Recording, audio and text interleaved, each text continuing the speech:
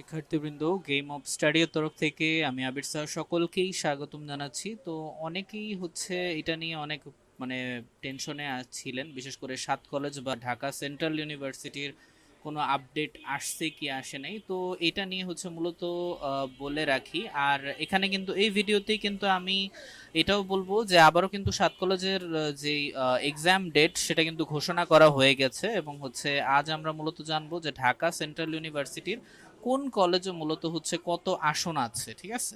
এবং পাশাপাশি আপনারা জানেন যে ঢাকা সেন্ট্রাল ইউনিভার্সিটির কিন্তু অ্যাপ্লাই শুরু হয়ে গিয়েছে, ঠিক আছে। ওকে, অর্থাৎ আজকে থেকে মূলত অ্যাপ্লাই শুরু হয়েছে। তো ইনশাল্লাহ অ্যাপ্লাইটা হচ্ছে এই 10ই আগস্ট পর্যন্ত কিন্তু চলবে, ঠিক আছে।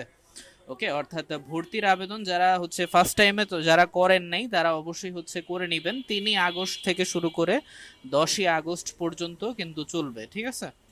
ওকে, আর নর্মালি এখন আমরা একটু আসতেছি কোন কলেজে কয়টা করে সিট আছে। তো ঢাকা কলেজে হচ্ছে 681, ইডেন মহিলা কলেজ 785টা, এবং সরকারি তিতুমির কলেজে 765, সরকারি বাংলা কলেজে 674, বেগম বদরুন্নেসা সরকারি মহিলা কলেজে 593, সরোয়ার্দিতে সিট আছে 465, এবং কবি নজরুলের সিট 529টি।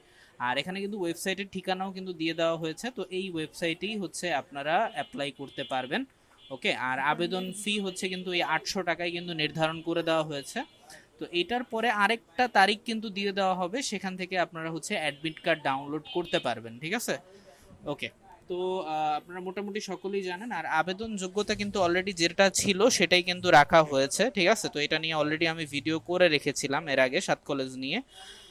ওকে, সো আশা করি আপনারা বুঝতে পেরেছেন। তো অ্যাপ্লাই যারা এখনো করেন নাই দ্রুত অ্যাপ্লাই করে ফেলেন, ঠিক আছে। তো বেস্ট অফ লাক সকল স্টুডেন্টকে। আর লম্বা সময় ভিডিও কিন্তু দেওয়া হয়নি, তো যার জন্য অনেক অনেক দুঃখিত। টেকনিক্যাল অনেক সমস্যা কিন্তু ছিল। তো ইনশাল্লাহ এখন থেকে আপনারা নিয়মিত আপডেট পাবেন। ওকে, আর নিয়মিত আপডেট পেতে অবশ্যই চ্যানেলটিকে সাবস্ক্রাইব করতে ভুলবেন না। ধন্যবাদ সকলকে, আল্লাহ হাফেজ।